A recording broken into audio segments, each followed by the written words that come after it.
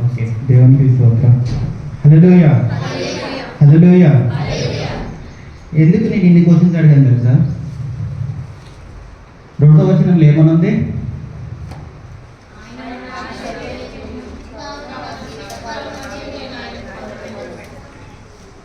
మీరు పొద్దున్నే మొదలుపెట్టేసి మళ్ళీ గంట తర్వాత మొదలు పెట్టట్లేదు. జీవితకాలం అంతా ఎట్లా పెడతారు? అవునా కదా?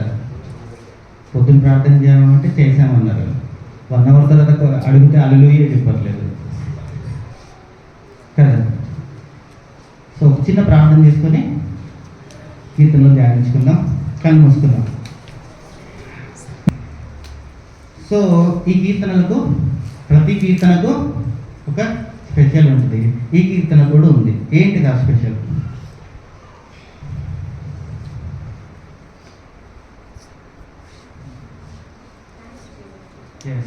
సంతోషంగా పాడుకునే కీర్తన ఇది. ఎందుకు?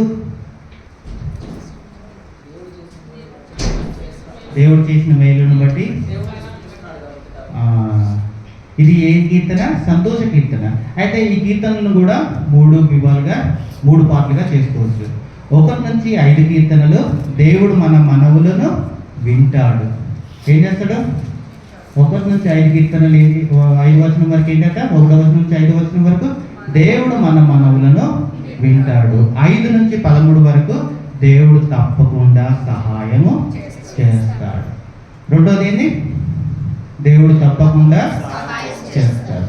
3వది మరి 3వది ఏమై ఉంటుంది అనుకుంటున్నారు? 14 నుంచి 19 వరకు దేవుడు మహాపరిశుద్ధుడు. దేవుడు ఏమై ఉన్నాడు?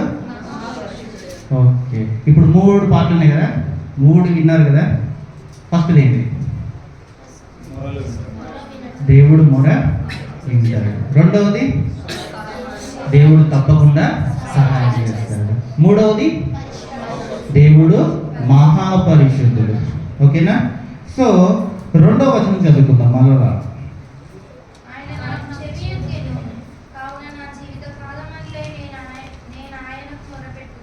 ఆమేన్. కీర్తనకారుడు ఇక్కడ ఈ 116వ వచనం అధ్యాయంలో 19 వచనంలో కీర్తనకారుడు ఒక 5 తీర్మానాలు చేసుకున్నాడట. ఏం చేసుకున్నాడు?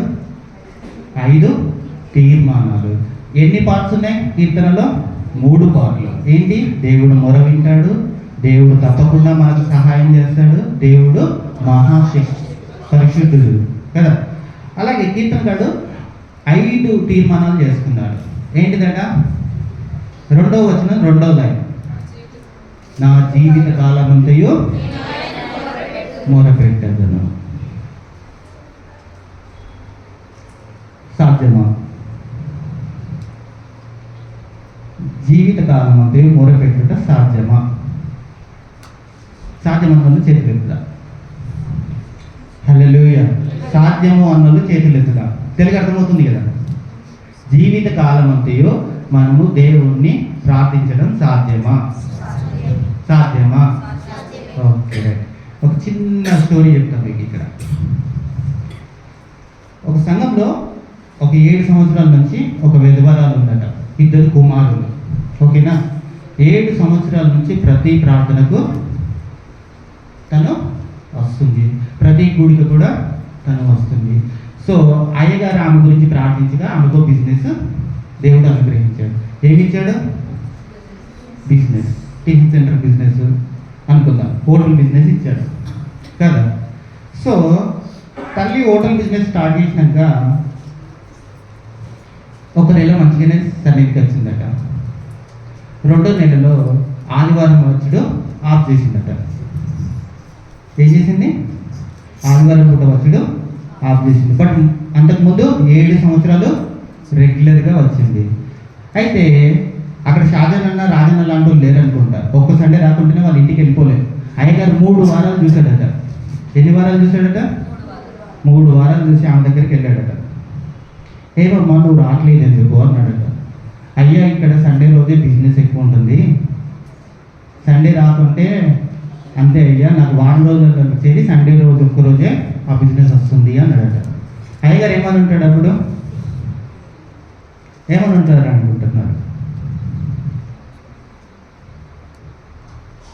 మీ జీవితంలో అందరి జీవితంలో ఎక్స్పీరియన్స్ అయి ఉంటుంది ఇది. అవ్వలేదా? అయిందా లేదా? చెప్పాలి మరి, ఏమని అంటారు అయ్యగారు అప్పుడు? దేవుని సన్నిధిని విడవద్దు, ఎందుకంటే నీ పాత జీవితాన్ని మరవద్దు అలా అని చెప్పేసి అయ్యగారు వెళ్ళిపోయాడట. నెక్స్ట్ వారానికి తన చిన్నబ్బాయికి ఆరోగ్యం బాగాలేక హాస్పిటల్లో జాయిన్ చేశారట. ఏమైంది? చిన్నబ్బాయికి ఆరోగ్యం బాగాలేక హాస్పిటల్లో జాయిన్ చేశారు. ఒక రోజు ఆగింది, 2 రోజులు ఆగింది. 2వ రోజు సాయంత్రం అయ్యగారికి ఫోన్ చేసిందట. చేసినప్పుడు అయ్యగారు ఏమన్నారట, నేను వస్తున్నానని 10 నిమిషాల్లో హాస్పిటల్ కాడికి వెళ్ళాడట. ఆ అబ్బాయిని పట్టుకుని ఆ తల్లిని పట్టుకుని ప్రార్థించాడట. ఏమని ప్రార్థించుంటాడు? తండ్రి, వీరు చేసిన ప్రతి పాపము బట్టి క్షమించుము, ఈ కుమారులకు నీవే ఆధారము, పూర్వస్థితి నుండి నువ్వు కనపరిచావు, నీ నామమును కనపరిచే బిడ్డలుగా వీళ్ళని ఉంచుము, ఎవరికి కూడా అపవాదికి చోటు ఇవ్వమని ప్రార్థిస్తే ఆ బిడ్డకు దేవుడు 1 వీక్లోనే స్వస్థతను గ్రహించాడు. తర్వాత శుక్రవారం శనివారం మళ్ళీ వెళ్ళాడట పాస్టర్ గారు. ఏమైంది అని అక్కడ ఒక బోర్డు ఒకటదట. ఏమని ఉంటుంది బోర్డు? టాలెంటెడ్ ఉన్నారు మీరందరూ.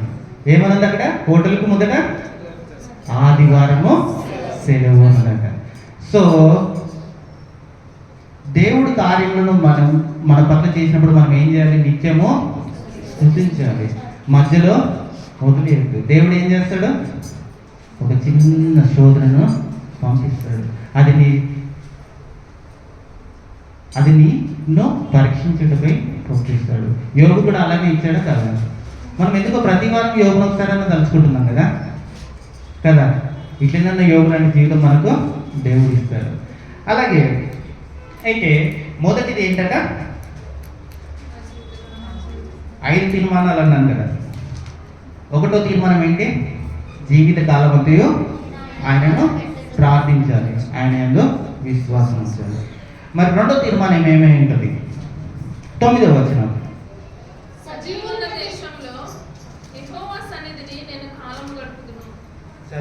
దేశంలో సజీవులున్న దేశము అంటే ఏంటి?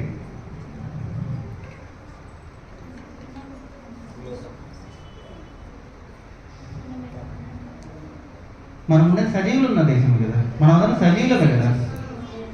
సో సజీవులు ఉన్న దేశంలో మనం కాలం గడపడం అంటే సాధ్యమా?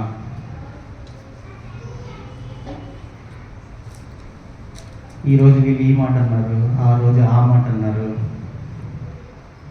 అనుకుంటూ బాధపడుతుంటాం కదా. ఈ సూటిపోటి మాటలు నువ్వు చనిపోయేంత వరకు వస్తూనే ఉంటాయి, అవునా కదా. 60 ఏళ్ళ ముసలమ్మని అడిగితే ఏమంటుంది? నా కోడలు తిడుతుంది అంటది. అదే 30 ఏళ్ళ పెళ్ళైనా మనం అంటే మా అత్త తిడుతుంది అంటది. హస్బెండ్స్ దగ్గరికి వద్దు కానీ లేడీస్ దగ్గర ఆగిపోదాం, అవునా కదా. ఏదో ఒకటి వేదన బాధ అయితే హృదయంలో ఉంటుందా? అయినను మనం ఏం చేయాలట?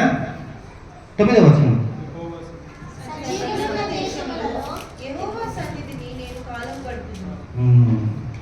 వాళ్ళు అన్నారని నువ్వు ఏడ్చుకుంటూ కూర్చునడం కంటే నువ్వు దేవుణ్ణి పాదాల దగ్గర, దేవా ఈ వేదనలు ఈ తిట్లకు భరించే ధైర్యం నాకు మనం ప్రార్థిస్తే దేవుడు తప్పకుండా వాటన్నిటిని నీ హృదయంలో నీ మైండ్లో ఉంచకుండా తీసేస్తాడు, అంతేనా కదా.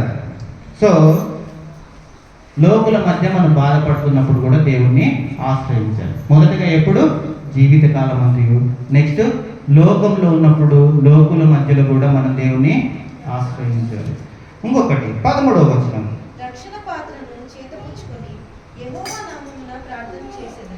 ఆమేన్. రక్షణ పాత్ర అంటే ఏంటి? రక్షణ పాత్ర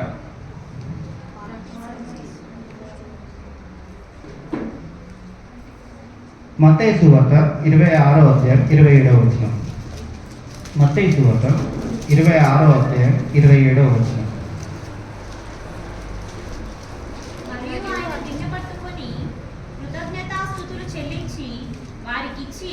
దీనిలోనిది మీరందరూ త్రాగుడి, ఇది నా రక్తము, అనగా పాప క్షమాపణ నిమిత్తము అనేకుల కొరకు చిందింపబడుతున్న నిబంధన రక్తము. అక్కడ ఆగుదాం చాలు. దేవుడు ఏమన్నాడు? గిన్నెనెత్తి పట్టుకొని కృతజ్ఞతాస్తుతులు చెల్లించాలి. నీకు చేసిన మేలును పట్టుకొని కూడా నువ్వు కృతజ్ఞతాస్తుతులు చెల్లించాలి. అదే నీ పాత్ర. నీకు ఇచ్చిన రక్షణనే నీ పాత్ర. నువ్వు పాత్రలో ఉన్నావా, పాత్ర బయటపడిపోయావా, నీ ఇష్టం. నువ్వు ఆలోచించుకోవాలి. నీకెవరు చెప్పరు.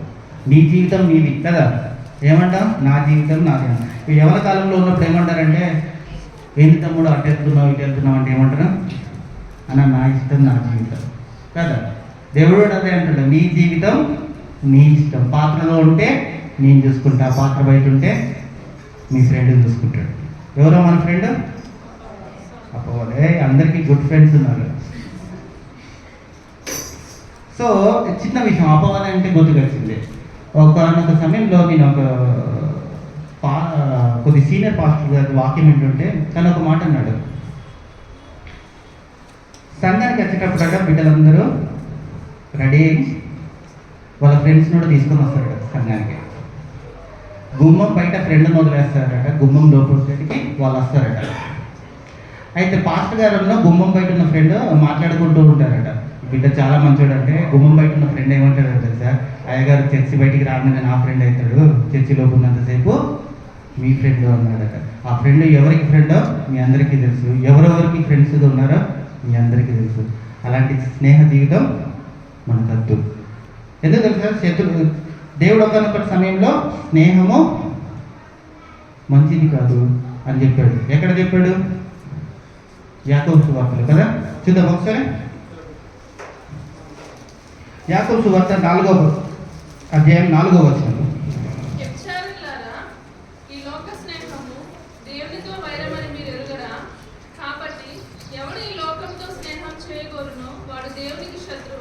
ఆమేన్. ఆ ఫ్రెండ్కు దగ్గర అయితే మనం దేవునికి శత్రువు అవుతాం, దూరం అవుతాం కదా. మరి ఏ ఫ్రెండ్తో మనం స్నేహం చేయాలి? ఫ్రెండ్షిప్ అంటే ఇంపార్టెంట్ కదా, అంతే కదా. మన వాడక బస్సులో మన మానవులను బట్టి ఏం చేస్తామంటే స్నేహం ద్వారా జీవితం అంటాం, అంతేనా? మరి ఆ స్నేహం కూడా ఎవరితో చేస్తున్నాం అనేది కూడా ఇంపార్టెంటా కాదా? సో మరి నీ స్నేహితుడు నీకు మేలు చేసినప్పుడు నువ్వేం చేస్తావు? నీకు బయట ఉన్న స్నేహితుడు మేలు చేస్తాడా, లోపల ఉన్న స్నేహితుడు మేలు చేస్తాడా? సంఘం బయట ఉన్న స్నేహితుడు మేలు చేస్తాడా, సంఘం లోపల ఉన్న స్నేహితుడు మేలు చేస్తాడా? నువ్వు లోపల ఉన్న స్నేహితుడిని పట్టుకున్నట్లయితే నువ్వు ఎక్కడికి వెళ్ళినా కూడా నీతో వస్తాడు. సంఘం బయట ఉన్న స్నేహితుడిని స్నేహం చేసావంటే నువ్వు ఆపదలో ఉన్నప్పుడు నీ పక్క కూడా తిరగడతాడు అన్నవాళ్ళు అంటారు కదా. నువ్వు ప్రార్థన జీవితాన్ని కలిగి ఉన్నట్టయితే నీతో బయటి స్నేహితుడు వస్తాడు. నువ్వు దేవుడినే నమ్మకుండా లోక జీవితం ఉన్నట్టయితే బయటి స్నేహితుడు నీతోటి రాడు కదా. సో మనం దేన్ని బట్టి జీవిస్తున్నామో అని తెలుసుకున్నాం. అలాగే 4వది ఎన్ని అయిపోయినాయి ఇప్పటికీ తీర్మానాలు? 2, 3. 4వది 14వ వచనం.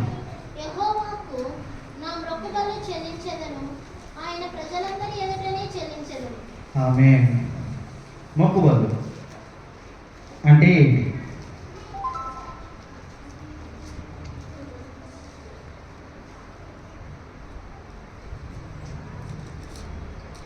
మొక్కుబళ్ళు ఆమేన్. దేవా నాకు ఇది చేయి తండ్రి, అప్పుడు నీ సంఘానికి కానీ నీకు కానీ నేను ఈ విధంగా కట్టబడి ఉంటాను. ఇప్పుడు మనం ఇక్కడ ఉన్న వాళ్ళందరూ ఏదో ఒక మొక్కుబళ్ళు చేసుకున్నామా లేదా? చేయని వాళ్ళు ఉన్నారా? ఒకసారి చేతులు ఎత్తండి. అందరూ చేశారు కదా, చేస్తాం కదా. దేవా ఈ కార్యం నా పట్ల జరిగించినట్లయితే నేను ఇది చేస్తాను తండ్రి అంటాను, అవునా కాదా? నమ్ముతున్న వాళ్ళు ఒకసారి హల్లెలూయా చెప్తాం. కొంతమంది ఉన్నట్టుంది. ఒకసారి నమ్ముతున్న వాళ్ళమైతే హల్లెలూయా చెప్తాం. ఎందుకంటే దేవుడు పాత నిబంధనలు ఏం చేశాడు? పాత నిబంధనలో మొక్కుబళ్ళు అంటే ఏంటి? బలులు అర్పించవచ్చు. కొత్త నిబంధనలో హృదయాన్ని అర్పించవచ్చు. నువ్వు ఏదైనా చెప్పొచ్చు దేవునికి. దేవా ఈ కార్యం చేస్తే నేను ఇది అనుకుంటున్నాను, ఇది సఫలమైతే నేను ఇది చేయగలుగుతున్నాను, అవునా కదా? మొక్కుబళ్ళ జీవితం మనకు ఇంపార్టెంట్. అంటే నువ్వు దేవునికి ఇచ్చేంత వాడు కాదు, అయినప్పటికీ దేవుని దగ్గర ఇక చేసుకుని ఉండదు. ఎందుకంటే మనం కూడా అంటాం కదా, కొన్నిసార్లు కొంతమంది అప్పించేటోళ్ళు ఏమంటారంటే, స్నేహితులు అయితే భయ్యా నీకు నాకు అంత స్నేహం ఉంది కానీ ఫార్మాలిటీ కోసం రాసుకుంటున్నాం అంటాం కదా, కాగితం ఏమన్నా రాసుకుంటే. అవునా కదా? ఏమంటారు? సామెత ఉంది కదా ఒకటి, అన్నదమ్ములే పేకటే. అవునా కదా? ఎవరైనా కాగితం రాసుకోకుండా ఇంత డబ్బు ఇచ్చగలిగేటట్టున్నారా ఈ రోజుల్లో? అసలు ఫోనే లిఫ్ట్ చేయరు, డబ్బులేమి ఇస్తారు కదా కిరణ్. అలాగే 17వ వచనం చూసుకుందాం. నేను నీకు కృతజ్ఞతార్పణ అర్పించెదను, యెహోవా నామమున ప్రార్థన చేసేదను. ఆమేన్. మొక్కుబడి చెల్లించినాక ఏం చేయాలి మనం? దేనికోసం? కృతజ్ఞత అర్పణలు ఎప్పుడు చేస్తారు? దేవుడు కార్యం చేసినప్పుడు మాత్రమే చేస్తాం. అంటే నువ్వు అనుకున్నది దేవుడు నీలో ఫలింపజేసినప్పుడు, నువ్వు అనుకున్నది దేవుడు నీకు ఇచ్చినప్పుడు మాత్రమే కృతజ్ఞత అర్పణలు చేస్తాం. అవునా కదా? సో మనం దుఃఖంలో ఉన్నప్పుడు ఏం చేయాలి? సంతోషంలో ఉన్నప్పుడు ఏం చేయాలి? సంతోషంలో ఉన్నప్పుడు సంతోషంగా స్తుతి గానాలు పాడుతూ స్తుతి.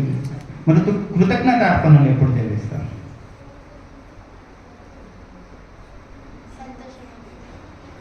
సంతోషంగా ఉన్నప్పుడు స్తుతులు పాడుతా అన్నావు కదా.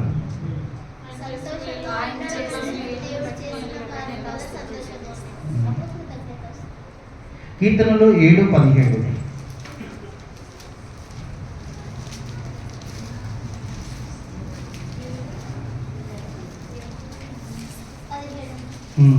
యెహోవా న్యాయము విధించువాడని నేను ఆయనకు కృతజ్ఞతాస్తుతులు చెల్లించెదను. సర్వోన్నతుడైన యెహోవా నామమును కీర్తించెదను. ఆమేన్. ఎప్పుడు కృతజ్ఞత చెల్లిస్తాం? న్యాయం విధించినప్పుడు. నువ్వు అన్యాయంగా ఉండి దేవుని నాకు న్యాయం చేయండి చేస్తాడా? నువ్వు న్యాయంగా ఉండి దేవుడిని న్యాయం అడిగితే తప్పకుండా చేస్తాడు. అలాగే నువ్వు ఇతరులను ప్రేమిస్తే నిన్ను ప్రేమిస్తాడు. దేవా నాకు మంచి చేయన్నావు, ఇతరులకు నువ్వు చెడు చేస్తే దేవుడు చేస్తాడా? దేవా నా కుటుంబంలో ఆనందాన్ని ఉంచావు, నువ్వే నీ కుటుంబంలో ఆనందం లేకుండా చేస్తున్నావు, నీ కుటుంబాన్ని నువ్వే కట్టలేకపోతున్నావు, దేవుడు అప్పుడు ఆనందాన్ని ఇస్తాడా? సమాధానం ఇవ్వాలి మీరే లేడీస్ అందరూ. ఎందుకంటే కొన్ని కుటుంబాల్లో పై చేయి మీదే ఉంటుందట. అవునా కాదా? నిజముకోవాలి దేవుని సన్నిధిలో. మేము చెప్పింది కాదు సిస్టర్, సర్వే చేసి చెప్పారు. డిసిషన్ మేకర్స్ ఎవరట? చాలా కుటుంబాల్లో లేడీసే ఉంటారట. ఇప్పుడు నా స్నేహితుడు కొద్దిగా అప్పు అడిగాడంటే నేను డైరెక్ట్ ఇస్తాను, ఇంటికి వెళ్ళి మాట్లాడి చెప్పిస్తానంటాను. నిజం ఒప్పుకోవాలి దేవుని సన్నిధిలో. అంతే కదా? కరెక్ట్ చెప్పింది. ఆమేన్. ఒకసారి హల్లెలూయా చెప్దాం. హల్లెలూయా చెప్దాం. మీరందరూ డల్గా ఎందుకున్నారు?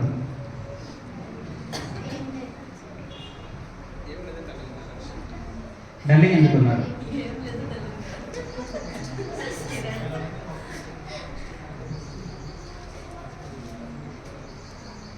ఎందుకు డల్గా ఉన్నారు?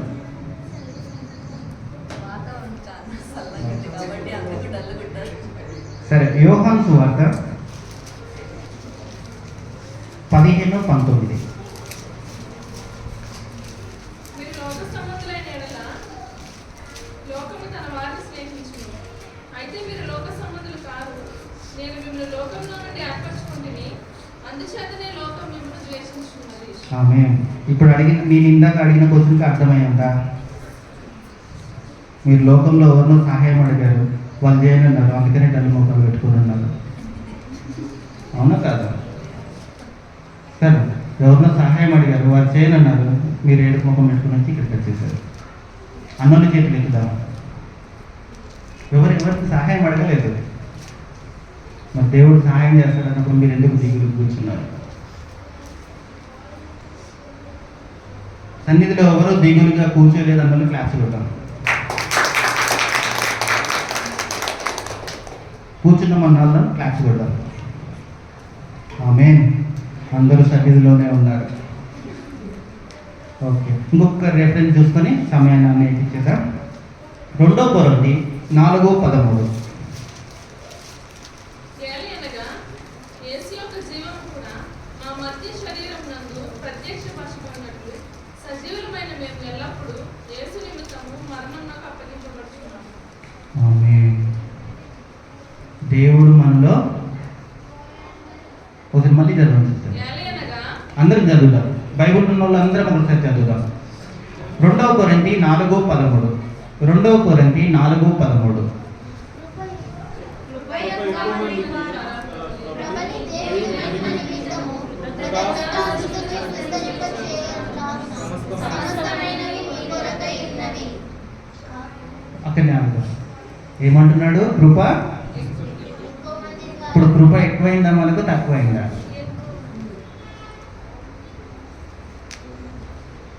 కృప ఎక్కువై, తర్వాత చదువుదాం. ఎక్కువ మంది ద్వారా ప్రబలి దేవుని మహిమ నిమిత్తము కృతజ్ఞతాస్తుతులు విస్తరింపచేయులాగున సమస్తమైనవి మీ కొరకై ఉన్నవి. అప్పులు ఎవరి కొరకు ఉన్నాయి ఇప్పుడు చెప్పండి? అప్పు బాధలు ఎవరి కొరకు ఉన్నాయి? మన కొరకే. ఎందుకు?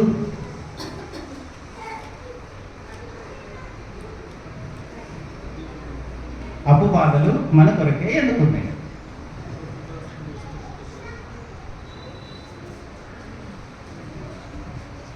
చెప్పాలి. ఇక్కడ అప్పు ఎవరు తీసుకోరు కదా, తీసుకున్నా కట్టాలి కదా.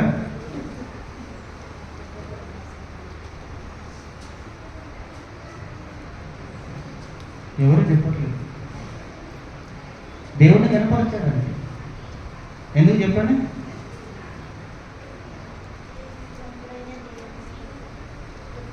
మనం కంఫర్ట్ జోన్లో ఉంటేనట ఎవరిని పట్టించుకోమట. అవునా కదా? నీకు మార్నింగ్ ఏసీలో కార్లో దింపేసి ఏసీ కార్లో వచ్చేస్తుంటే నీకు బెంగళూరు బిఎంటీసీ బస్సు బాధలు ఏం నచ్చింది చెప్పండి. అవునా కదా?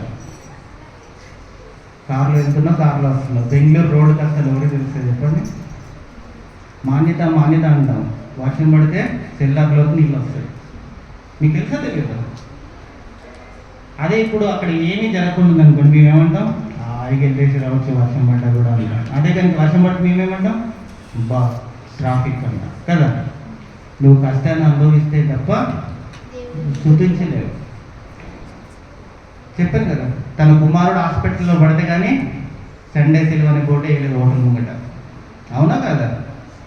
అదే పాస్టర్ గారు వచ్చి, సరే అమ్మ నీ బాగా నడుస్తుంది కదా, నువ్వు ఇచ్చే కానుకం బట్టి నిన్ను స్తుతిస్తున్నావు, సరే నువ్వు ఇది నడుపుకో, సంఘానికి మాత్రం కానుక పంపించి అని అన్నాడా? ఆ కుటుంబం గురించి ప్రార్థన చేశాడు. ఏమని ప్రార్థన చేశాడు? తప్పిపోకుండాన్నట్లు వాడిని కాపాడము. అంతేనా కదా? అయితే ఇంకొకటి చూసుకున్నాం. 2 కొరింథీ 5:1-5 భూమి మీద మన గుడారమైన ఈ నివాసము శిథిలమైపోయినను చేతి పని కాక దేవుని చేత కట్టబడినది నిత్యమైనదినైన నివాసము పరలోకమందు మనకున్నది. అక్కడ ఆగదు. చాలా ఏమనుందట? నేను లాస్ట్ 2 వీక్స్ బిఫోర్ కూడా చెప్పినట్టుంది. ఈ లోకంలో నువ్వెంత బీదవాడవైతే పరలోకంలో అంత ధనవంతుడి. అదే చెప్తున్నాడు. ఒకసారి మళ్ళీ చదువుతున్నాం. భూమి మీద మన గుడారమైన ఈ నివాసం శిథిలమైపోయినను చేతి పని కాక దేవుని చేత కట్టబడి ఉన్న నిత్యమైనది నైనా నివాసము పరలోకమందు మనకున్నదని ఎరుగుదుము. మనము దిగంబరము కాక వస్త్రం ధరించుకుని వారము కనబడదు. కాబట్టి పరలోకము నుండి వచ్చు మన నివాసము దీనిపైన ధరించుకొని అపేక్షించు దీనిలో మురుగుచున్నాము. ఈ గుడారములో ఉన్న మనము భారము మోసుకొని మురుగుచున్నాము. ఇది తీసివేయవలనని కాదు, కానీ మర్తమైనది జీవితము చేత మృంగవైపుడినట్లు ఆ నివాసమును దీనిపైన ధరించుకున్న కోరుచున్నాము. ఆమేన్. ఎంతమందికి అర్థమైంది?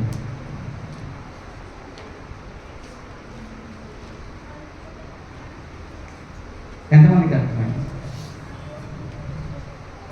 మన నివాసం ఎక్కడుంది? పరలోకం ఉంది కదా. మనం దేనికోసం పాకులాడుచున్నాం? దేనికోసం పాకులాడుచున్నాం? మనం మానవులు ఆన్సర్ చెప్తారు, దేవుని బిడ్డల ఆన్సర్ కదా. మనం దేనికోసం పాకులాడుచున్నాం? కిరణ్ అదే అంటాడు, ఒక ఫ్లాట్ కొనాలి, లగ్జరీస్ ఫ్లాట్లో ఉండాలి కదా కిరణ్. ఓకే, మనం దేనికోసం పాకులాడాలి? బాప్టిస్ట్ కానీ పెద్దకోసులో కానీ చనిపోయినప్పుడు ఒక పాట పాడతారు, గుర్తుందా? ఏమని పాడతారు? పరదేశీలం ప్రభు పరదేశీలం. పరమిది, మన పరమేది. సో మనం మరణించుట దేవునికి ఇష్టం లేదా? దేవుని బిడ్డలు మరణించి పరలోకంకి వెళ్ళుట దేవునికి ఇష్టమా కాదా? రెఫరెన్స్ ఎవరైనా చెప్పగలుగుతారా?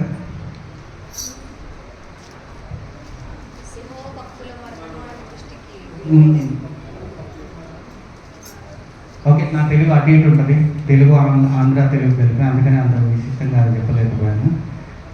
పరిశుద్ధుల మరణము యెహోవా దృష్టికి విశిష్టత. ఎందుకు? మన గురించి కాదది, పరిశుద్ధుల గురించి మాట్లాడుతుంది, మన గురించి కాదు. అవునా కాదా? మన గురించి మాట్లాడేది అది కాదు కదా.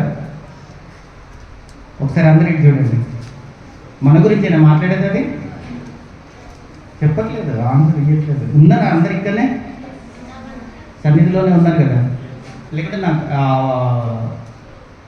నేను చెప్పేది అర్థం కావట్లేదా? పరిశుద్ధులు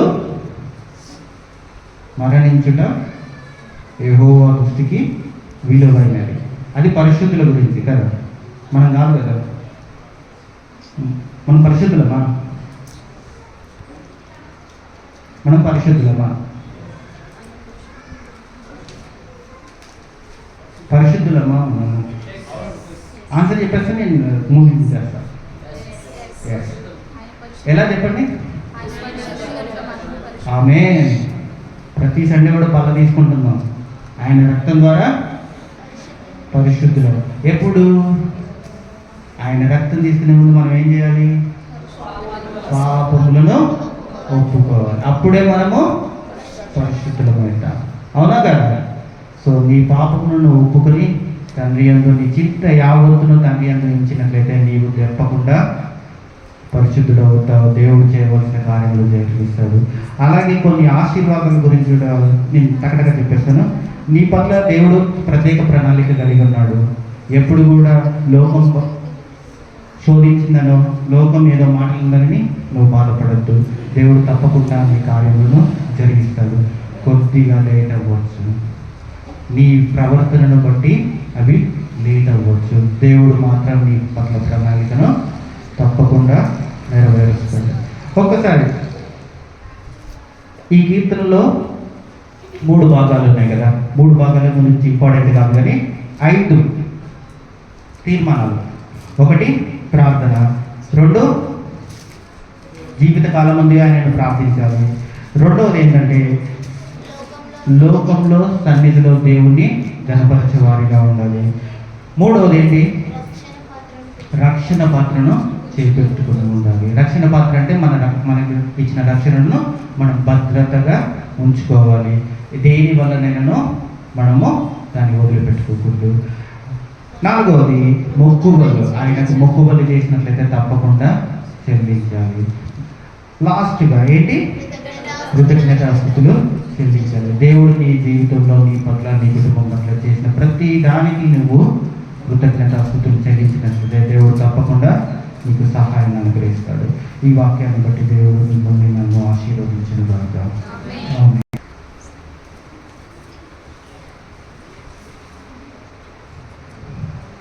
చాలా రోజులైంది కదా. యాక్చువల్గా నేను పెరుమాళపల్లి వెళ్తున్నప్పుడు అక్కడ చిత్తూరు పెరుమాళపల్లిలో నేనే పాటలు పాడుతున్నాను. సో మీరు ఊహించుకోవచ్చు. వర్షిప్ నేనే లీడ్ చేసేది. సో వర్షిప్ గురించి మనం చాలాసార్లు మాట్లాడుకోవాలి. సో తెలియకుండానే చాలాసార్లు మంచి పని చేస్తాం అంటాం. మనకు తెలియకుండా చాలాసార్లు మంచి పని చేస్తాం.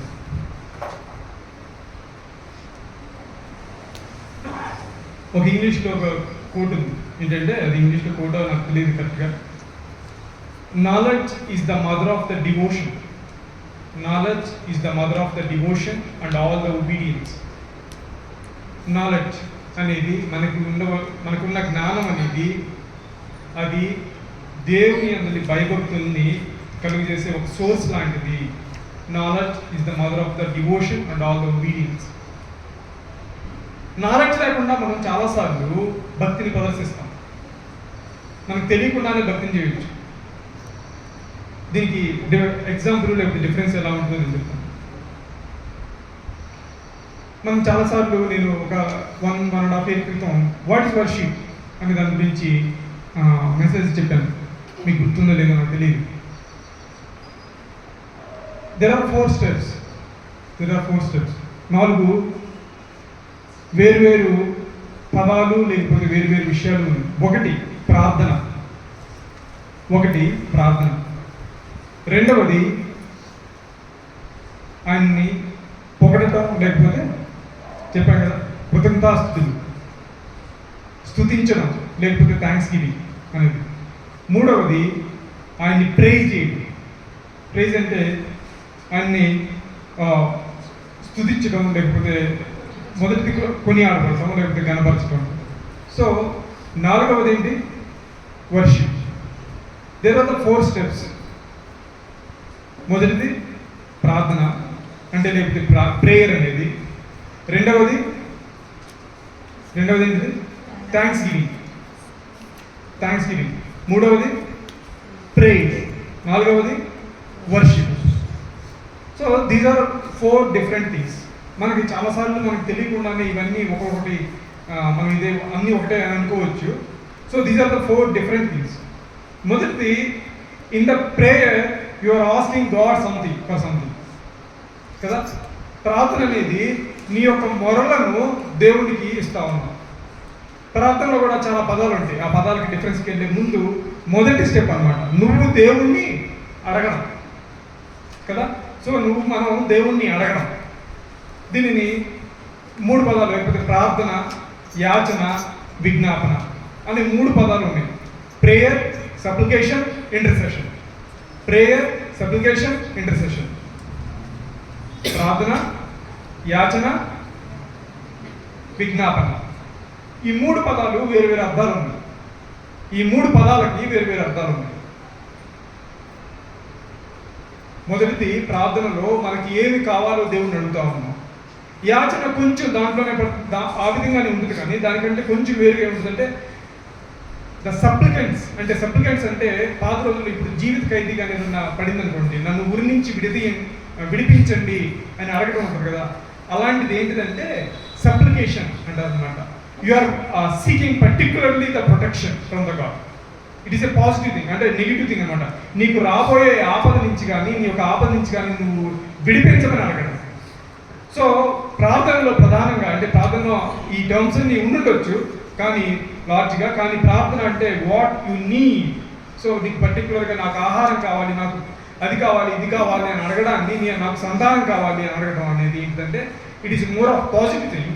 సో పాజిటివ్ థింగ్స్ కావాలని అడగడం, ఇక్కడ నెగిటివ్ థింగ్స్ జరగకూడదు అని దేవుడికి మొరపెట్టడం. దట్ ఈస్ కాల్డ్ సప్లికేషన్, యాచన అనేది. మూడవది విజ్ఞాపన, ఇంటర్సెషన్ అంటే పేరులోనే ఉంది కదా. ఇంటర్సెషన్ అంటే ఏంటి? వేరే వారి కోసం మొరపెట్టడం. ఇంటర్సెసర్స్ అంటారు. అందుకని మన గురించి, మన యొక్క అక్కర్ల గురించి మనం మాట్లాడుకోవట్లేదు. అది ఎవరి గురించి ప్రార్థన చేస్తూ ఉన్నాము? వేరే వాళ్ళ గురించి, సంఘ కాపరి గురించి కావచ్చు, సహోదరుల గురించి కావచ్చు, అన్యుల గురించి కావచ్చు, నీ కుటుంబస్తులు కావచ్చు, ఎవరి గురించి అయినా మనం ఏం చేయడం? సో దేవుని దగ్గర ప్రార్థన చేయడం, ఒక రకంగా యాచించడం. సో ఈ 3 వేరు టర్మినాలజీస్ మనం చాలాసార్లు విజ్ఞాపన చేయండి, లేకపోతే ప్రార్థనలతోనూ యాచనలతోనూ అనే పదాలు మనం చాలాసార్లు చదువుతూ ఉంటాం బైబిల్ని, దాన్ని అంతగా పట్టించుకోం కదా. సో ఈ 3 పదాలకి ప్రార్థన అనేది. రెండవది థ్యాంక్స్ గివింగ్. థ్యాంక్స్ గివింగ్ ఎప్పుడు చెప్తాం? నువ్వు మొరపెట్టావు దేవుడికి, ఇందాక చెప్పాను కదన్నా, నువ్వు మొరపెట్టిన తర్వాత దేవుడు నిన్ను విడిపించడమో లేకపోతే నీ పట్ల నీకు ఏదైతే కావాలని అడిగావో నీ నీడ్ని దేవుడు మెట్టయ్యాడు, నీ నీడ్ని దేవుడు తీర్చాడు, అక్కడతను తీర్చాడు. అప్పుడు ఏం చేయాలి? థ్యాంక్స్ కదా.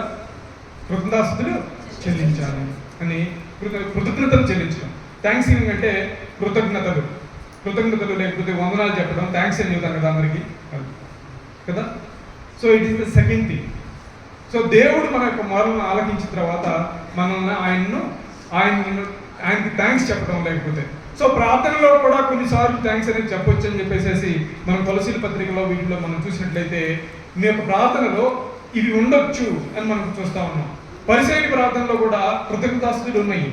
చూడండి, ఆయన కూడా అక్కడ ప్రార్థన చేసేటప్పుడు నేను అలాగ ఉన్నందుకు నీకు వందనాలు, అలాగ ఉన్నందుకు నీకు కృతజ్ఞతలు అని చెప్పేసి పరిసయ్యుడు సుగంధించి అంటా ఉంటాడు. సో ప్రార్థనలో కూడా ఇది కొన్నిసార్లు ఇంక్లూడ్ అవ్వచ్చు. రెండవది ఏం చేశాము? ఏంటిది? లేడీస్ చూద్దామా, జెంట్స్ చెప్తారు. ఏంటిది థ్యాంక్స్ గివింగ్ అంటే? తెలుగులో ఏంటిది?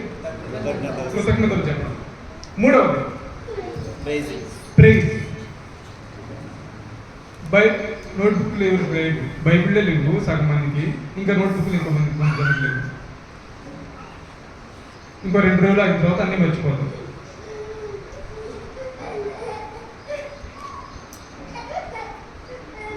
మనం దేవుడి యొక్క జ్ఞానాన్ని వచ్చినప్పుడు, so don't think your self as if you know everything. నాకు కూడా చాలా తెలియదు. బైబిల్ని తెలిసి ఓపెన్ చేసి చెప్పేటప్పుడు లేకపోతే రాసేటప్పుడు రాసుకోవడానికి ట్రై చేయండి. మూడవది ఏంటి? ప్రైజ్. మనం సండే వచ్చినప్పుడు ఏం చెబుతాం? We are going to give praise and worship అని చెబుతాం. So they are the 2 different things. Praise అనేది యూ కెన్ ప్రైజ్ ఎనీబడి. నేను సంఘంలో కిరణ్ చాలా బాగా చేశారు, లేకపోతే పలానా వ్యక్తి పెద్ద అన్న బాగా చేశారు, లేకపోతే పిల్లలు బాగా పాట పాడారు అని ఒకళ్ళని ప్రైజ్ చేయొచ్చు కదా. But you cannot worship anybody. Only God should be worship. So అది వర్షిప్ అనేది దేవునికి మాత్రమే చెందవలసింది. You can praise anybody. So praise అనేది ఒకళ్ళ నేచర్ని బట్టి. సో యాక్చువల్గా కిరణ్ ఒక మంచి పని చేశారు అనుకున్నాం, లేకపోతే ఎవరైనా ఒక నీకు తెలిసిన ఈ కుటుంబంలో మంచి పని చేశారు అనుకోండి, రోడ్డు మీద వెళ్తున్నారు అనుకుని యాక్సిడెంట్ జరిగింది, వాళ్ళు లేకపోతే ఏదైనా చేశారు, లేకపోతే వాళ్ళ బ్లడ్ ఇచ్చారు వాళ్ళకి. సో నీకు ప్రత్యేకంగా నీకేమీ జరగలేదు, నీకేమీ ఏమంటారు, నీకు మంచి ఏం జరగలేదు. నీకు మంచి జరగకపోయినప్పటికీ అక్కడ ఆ యొక్క వ్యక్తి యొక్క మంచితనాన్ని బట్టి, ఆ యొక్క వ్యక్తి యొక్క గుణలక్షణాలను బట్టి you are praising him. In the thanksgiving you got something for yourself. నీకు కావాల్సిన వాళ్ళకో నీ వాళ్ళకో ఏదో జరిగింది కాబట్టి మనం ఏం చేస్తా ఉన్నాము? కృతజ్ఞతలు చెప్తా ఉన్నాము. సో నేను ఏదో నన్ను ఎవరైనా లిఫ్ట్ ఇచ్చారనుకోండి, నాకు అనుకోకుండా నాకు ఎవరైనా ఫుడ్ ఇచ్చారనుకోండి, ఏదన్నా ఆఫీస్లో ఏదైనా హెల్ప్ చేశారనుకోండి, నేను బాగా స్ట్రెస్లో ఉన్నప్పుడు లేకపోతే సో అప్పుడు థ్యాంక్స్ చెప్తాను. I'm a direct beneficiary. So నేను వాళ్ళ దగ్గర నుంచి ఏదో పొందుకున్నాను, అప్పుడు కృతజ్ఞతలు చెప్తున్నాను. ప్రైజ్ అనేది, so even though I did not get anything from the others, so నేను ఒక వ్యక్తి దగ్గర నుంచి ఏమీ పొందకపోయినప్పటికీ వారి యొక్క మంచి లక్షణాలను బట్టి వాళ్ళని పొగుడుతాము లేకపోతే స్తుతిస్తాము. That is called praise. Okay, that is called praise. అందుకనే దేవుడిని కూడా మనం స్తుతించవచ్చు. ఏ విధంగా స్తుతించవచ్చు అంట? మనం చాలాసార్లు ఆయన గురించి స్తుతులు చెప్తా ఉంటాం. ఎలా? కృతజ్ఞతలు వేరు, స్తుతులు వేరు కదా. కృతజ్ఞతల్లో నువ్వు ఆయన నీకు చేసిన మేలులను బట్టి మనం స్తుతులు చెల్లిస్తా ఉన్నాం. ఆయన మనకి రక్షణ ఇచ్చాడు, రక్షణ పాత్ర. ఆయనకి నిరీక్షణ ఇచ్చాడు, పరలోకంలో సదాకాలం ఆయనతో పాటు ఉంటామనే గొప్ప నిరీక్షణ. ఆయన మనకి సజీవులను లెక్కలో ఉంచాడు. లేకపోతే ఇలాంటివన్నీ మనం గుర్తు చేసుకుంటూ ఆయన ఏం చేస్తూ ఉంటాము? కృతజ్ఞతలు ఆయనకి చెప్తాం. ఆయన మనకి జీవ గ్రంథాన్ని ఇచ్చాడు, అది మనం చాలా మంది తీసుకొని రాము. మనకి బాగా గోల్డ్ బరువు.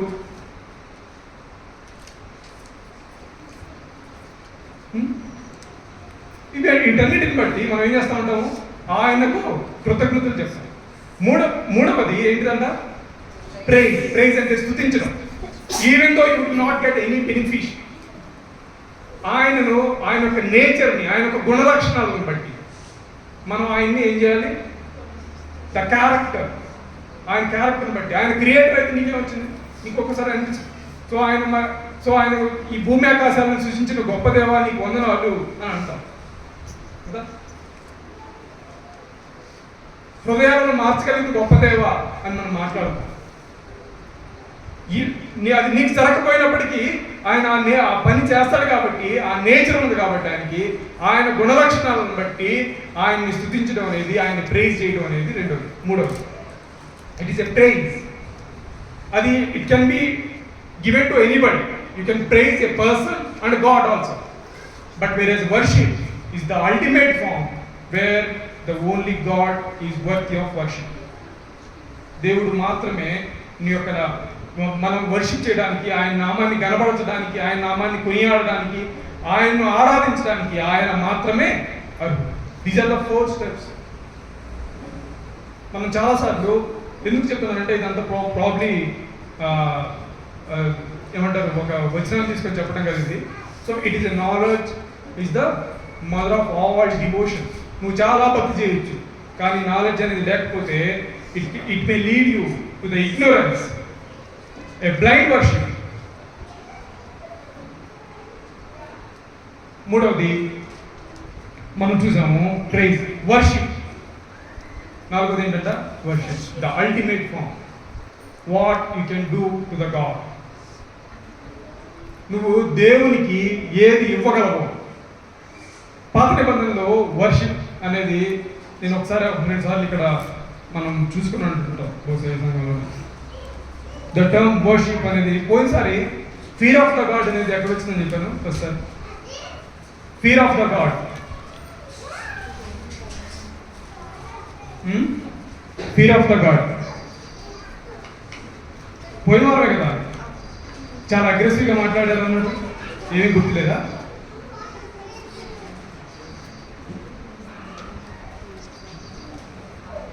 అంత అగ్రెసివ్గా మాట్లాడితేనే ఏం గుర్తుపెట్టుకోకపోతే, రజనీకాంత్ అన్న వాళ్ళు చెప్పే వాక్యం, లేకపోతే రాజాన్న చెప్పే వాక్యం ఇంకా అసలేం గుర్తుంది ఇంకా కాసేపు గారు. అగ్రెసివ్నెస్ గురించి నిన్నే చెప్తా ఉన్నాను. అన్న మీరు చాలా అగ్రెసివ్గా మాట్లాడారు అంటే, యేసుక్రీస్తు వారు ఏం చేశారంట? ఏం చేశాడు? టెంపుల్ క్లీనింగ్ చేసేటప్పుడు ఏం చేశాడు? ఎలా కోప్పడ్డాడు? మనలా కాదు. ఏం చేశాడు? కొరడాలు ఎలా చేశాడంటే ఆయన, యాక్చువల్గా యోహాను సువార్త 2వ అధ్యాయం 3వ అధ్యాయం ఏం చేశాడంటే ఆయన కొరడాలను పెయినాడు, అల్లడం, అల్లి కూర్చున్నాడు, అందరిని చూశాడు. అల్లిన తర్వాత ఏం చేశాడు? ఆ యొక్క గువ్వల్ని, వాటన్నిటిని, రోకల్ని చేసి ఆ టేబుల్స్ని, వాటన్నిటిని ఇసిరేశాడు. అందరూ వాళ్ళ శిష్యులు అందరూ ఒకసారి షాక్ అయి ఉంటారు. ఏంటి ఇలా మాట్లాడుతున్నాడు ఈయన నిన్ననే కదా కొండ మీద ప్రసంగంలో నీ యొక్క ఒకటి నీ దగ్గర 1 కిలోమీటర్ రమ్మంటే 2 కిలోమీటర్లు రమ్మన్నాడు. ఈయన ఒక చెంప చూపించుకుంటే 2 చెంపలు చూపించాడు, ఒక చెంప మీద కొడితే 2 చెంపలు చూపించమన్నాడు. ఇప్పుడేంటి, ఈయనేంటి, ఈ అవతారం ఏంటి, ఈయనకి 2 పార్శ్వాలు ఉన్నాయి అని చెప్పేసి అనుకోని ఉండొచ్చు కదా, శిష్యులందరూ అనుకోని ఉండొచ్చు. ఏంటి ఇలా చేస్తున్నాడు అని. దేవుని నామానికి అవమానం కలిగితే ఆయన అనుకోడు. ఆయన ఏమన్నాడు అక్కడ? నా మందిరము సమస్త జనులకు ప్రార్థనా మందిరం అన్నాడు. How you shift it? మీరేం చేశారు దాన్ని? యు మేడ్ ఇది దొంగలు, you made it as a den of the robbers అని చెప్పి అన్నాడు కదా. మీరు ఏమని చేశారు దీన్ని? సరే, అది మంచిది. నాలుగవది, అవును ఇంటికి కాదు, నాకు రావాల్సిన ఆన్సర్ ఇంకా రాలేదు. దేవుని భయం. Very good. అసలు ఒక్కళ్ళు కూడా లేదు, నాకు బాగా అర్థమైంది. అందుకని అప్పుడప్పుడు రాసుకోవడం మంచిది. అంటే పోయినసారి స్పీకర్ వస్తాడని చెప్పేసి పాపం ఎదురు చూసి వర్షిప్ చేసి అలసిపోయి ఏమి రాసుకోకుండా పెన్నులో పేపర్ మీద రాసుకోవడానికి పెన్ను కూడా లేదనుకుంటా, లేకపోతే ఆ పేపర్ మీద రాయడానికి ఎనర్జీ కూడా లేనట్టు మనం చూసినట్టున్నాం. అబ్రహాము ఎవరితో చెప్తాడు? అబీమెలెకుతో చెప్తాడు. చూడండి, ఆయన గెరారు ప్రాంతానికి వెళ్ళినప్పుడు ఈ మాటలు చెప్తాడు. చూడండి, ఆదికాండం 20వ అధ్యాయం 11వ వచనంలో. అందుకనే అప్పుడప్పుడు రాసుకోవాలి. అబ్రహాము ఈ స్థలమందు దేవుని భయం ఏమాత్రము లేదు గనుక ఈ స్థలమందు దేవుని భయము ఏ మాత్రము లేదు కనుక నా భార్య నిమిత్తము నా భార్య నిమిత్తము చంపుదురనుకొని చేసింది. నన్ను చంపుదరనుకొని ఇది చేశాను. Why did I do this one? నేను సారాని నా చెల్లి, నా సహోదరి అని ఎందుకు చెప్పాను అని అంటే, ఇక్కడ దేవుడి భయం లేదు. ఒక మనిషి కోసం, లేకపోతే ఒక పాపం కోసం, ఒక స్త్రీ కోసం మనిషిని చంపడానికి ఏమాత్రం వెనుకాడని జనాలు ఇవి అని చెప్పేసి నేను అనుకున్నాను అని చెప్పేసి అబ్రహాం చెప్తా ఉన్నాడు కదా. అందుకని మొదటిసారిగా the fear of the God అనేది ఎక్కడ ఉపయోగించబడింది? It is something related to the sexual sin. అక్కడి నుంచి స్టార్ట్ అయింది మనం పోయిన వారం యొక్క కీర్తనలు. కాబట్టి గుర్తుపెట్టుకోండి అప్పట్లో. ఇప్పుడు ఇంకోటి చెప్తాం, వర్షిప్ అనేది ఎక్కడ స్టార్ట్ అయింది మనకి బాగా. నేను అంతకుముందు కూడా చాలాసార్లు చూసింటాను దాన్ని. అబ్రహాము తన కుమారుణ్ణి ఇస్సాకుని ఇవ్వడానికి వెళ్ళినప్పుడు చూడండి, ఆయన ఈ మాటలు చెప్తా ఉంటాడు. 22వ అధ్యాయం 4వ వచనం 5వ వచనం. మీరు గాడితో ఇక్కడే ఉండు, 5వ వచనం. నేను ఈ చిన్నవాడు అక్కడికి వెళ్ళి దేవునికి మొక్కి మరలా మీ ఎదుట మీరు ఈ గాడితో ఇక్కడనే ఉండి, నేనును ఈ చిన్నవాడును అక్కడికి వెళ్ళి దేవునికి మొక్కి మరలా మీ ఎదుకు వచ్చినామని చెప్పి. మొరక్కటం అనేది ఏ విధంగా ఉంది? మొరక్కటం అనేది ఏముంది? వర్షిప్ అని ఇంగ్లీష్ బైబిల్లో ఉంది. It is the first time that occurs. It is the first time that occurs in the Bible. ఆయన ఏం చేస్తా ఉన్నాడు? ఆయన ఏమి ఇవ్వబోతున్నాడు? ఆయన ఏం చేయబోతా ఉన్నాడు? అబ్రహాం ఏం చేయబోతున్నాడు? అక్కడికి వెళ్ళి తన కుమారుణ్ణి బలి ఇవ్వడానికి సిద్ధపడతా ఉన్నాడు. వర్షిప్ అనేది ఇట్ ఈస్ ఎ డిడక్షన్. అంటే మనం దాని నుంచి ఏం నేర్చుకోవచ్చు? He is going to give the utmost thing what he loved most. దాన్ని ఏదైతే బాగా ప్రేమించాడో తనను తీసుకెళ్ళి, తన కుమారుని తీసుకెళ్ళి ఇచ్చేస్తా ఉన్నాడు దేవుడు. That is called worship. నువ్వు ఏదైతే ఎక్కువగా ప్రేమించావు, బహుశా అబ్రహాం అడిగితే శారాన్ని ఇవ్వడానికి చాలా వెంటనే వెనకాడకుండా ఇచ్చేసేవాడేమో, ఓకే పర్లేదు ముసలావిడ అయిపోయింది అని. కానీ ఇస్సాకుని ఇంకా ఎక్కువగా ప్రేమించాడు. అందుకనే ఇస్సాకుని బహుశా ఆయన అబ్రహాము శారాన్ని ఎక్కువ ప్రేమించినట్లయితే దేవుడు ఎవరిని అడిగేవాడు ఇవ్వమని? వెళ్ళి శారాన్ని ఇవ్వమని అడిగేవాడు. కానీ ఆయన ఎవరిని ప్రేమిస్తా ఉన్నాడు? ఇస్సాకుని ప్రేమిస్తా ఉన్నాడు. చాలా రోజుల తర్వాత పుట్టాడు, 100 సంవత్సరాలప్పుడు పుట్టాడు నాకు అని కదా. కాబట్టి ఏమైపోమంటున్నాడు? నువ్వు ఏదైతే దేవుని కంటే ఎక్కువగా ప్రేమించావో దానిని తీసుకెళ్ళి ఇవ్వడమే it is called worship. That is the true form of worship. నువ్వు దేవుని కంటే ఏం ప్రేమించావు? ఎక్కువగా ఏదో ప్రేమించుంటావు. దేవుని కంటే చాలా మందికి అలవాట్లు చాలా ఎక్కువ ఇంపార్టెంట్. నేను ఈ అలవాటుని ఇంకా వదులుకోను, ఇది నాకు దేవుడి కంటే ఎక్కువ, నా జాబ్ నా దేవుడి కంటే ఎక్కువ, లేకపోతే నా యొక్క ఈ పని నాకు దేవుడి కంటే ఎక్కువ, నాకు ఇంకో నేను చూశాను కదా, నా భార్య నాకు దేవుడి కంటే ఎక్కువ, నా భర్త నాకు దేవుడి కంటే ఎక్కువ, నా గర్ల్ ఫ్రెండ్ నాకు దేవుడి కంటే ఎక్కువ, నా బాయ్ ఫ్రెండ్ నాకు దేవుడి కంటే ఎక్కువ, సంఘంలో ఈ పదవి నాకు దేవుడి కంటే ఎక్కువ కదా.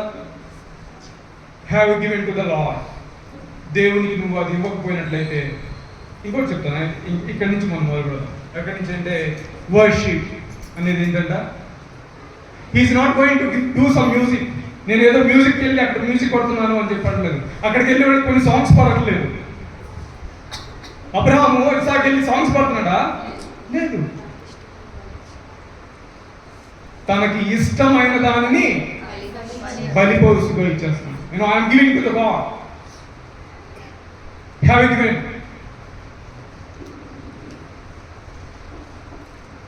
That is called the true form of worship. అలాంటి వాళ్ళకి పరలోకం ఉంది. అలాంటి వాళ్ళకి అక్కడ పరలోకంలో మనం ఆరాధించడం అనేది ఎలా అంట, సో మీకు చూపిస్తాను కొన్ని. ఎందుకంటే హేబేలు కయ్యను బలి అర్పణ మీద తీసుకొని వచ్చారు. ఇద్దరు ఎవరు తీసుకొచ్చారు? కయ్యను బలి అర్పించాడు, హేబేలు బలి అర్పించాడు. ఎవరికి కోసం తీసుకొచ్చారు బలిని? ఇద్దరు నిజమైన దేవునికి తీసుకొని వచ్చారు. అవునా కాదు? ఇద్దరు నిజమైన దేవునికి అర్పణ తీసుకొని వచ్చారు.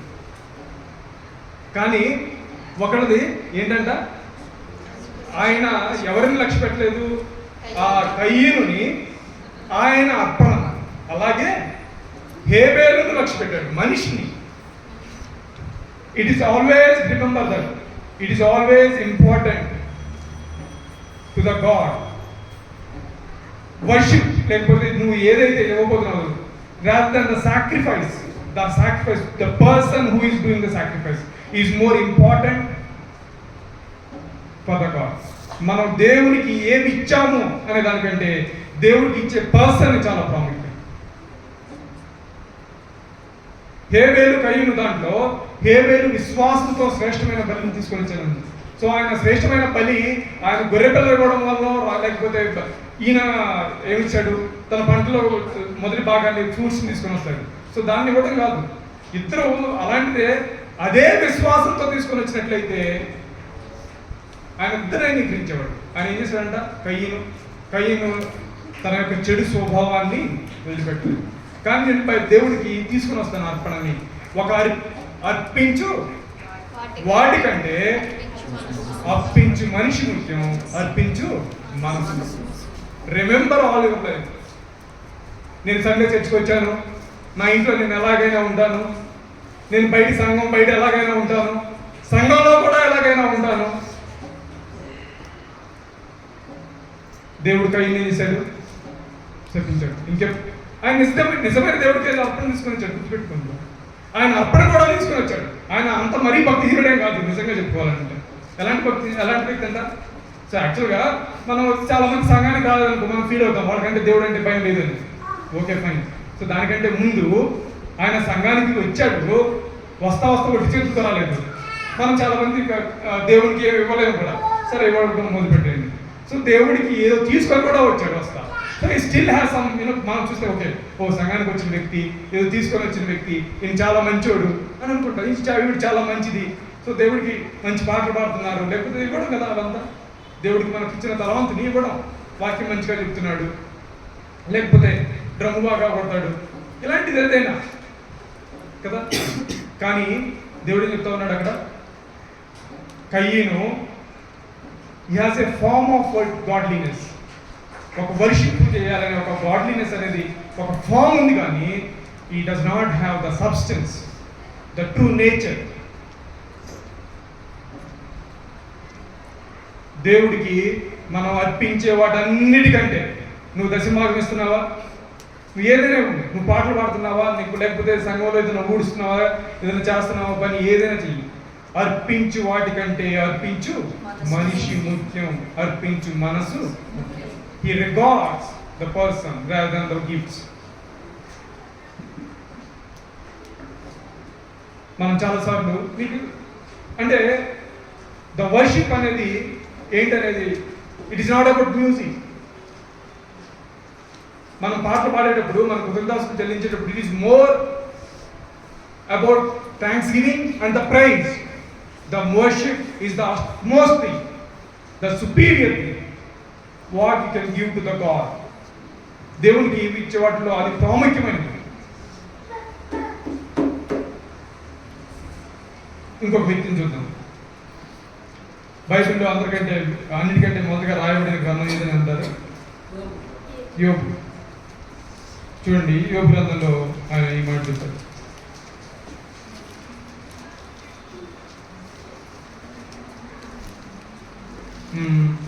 రెండో అధ్యాయం. అక్కడ అన్ని అన్నీ కోల్పోయిన తర్వాత ఆయన యోబు గారు ఈ మాట చెప్తా ఉంటాడు.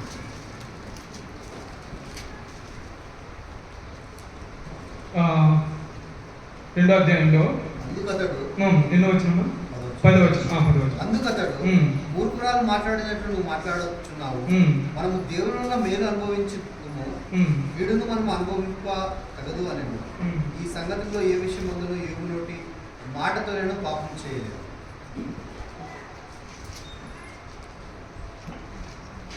అక్కడ మనం చూసినట్లయితే యోబు గురించి ఈ మాట చెప్పబడతా ఉన్నాయి. ఆయన ఏం చేసినంట, అందుకతడు మనము దేవుని వలన మేలు అనుభవించుతున్నా కీడును అనుభవించుమా తగదా అని. ఈ సంగతిలో ఏ విషయం ఉందో నోటి మాటతో నేను పాపము చేయలేదు. మనం చూసినట్లయితే 21 నేను నా తల్లి గర్భంలో నుండి దిగంబరినై వచ్చితిని, దిగంబరినై అక్కడికి తిరిగి వెళ్ళదును, యెహోవా ఇచ్చెను, యెహోవా తీసుకొని పోయెను, యెహోవా నామమునకు స్తుతి కలుగును గాక. అది ఏంటంట, ఇట్ ఈస్ ఎ వర్షిప్.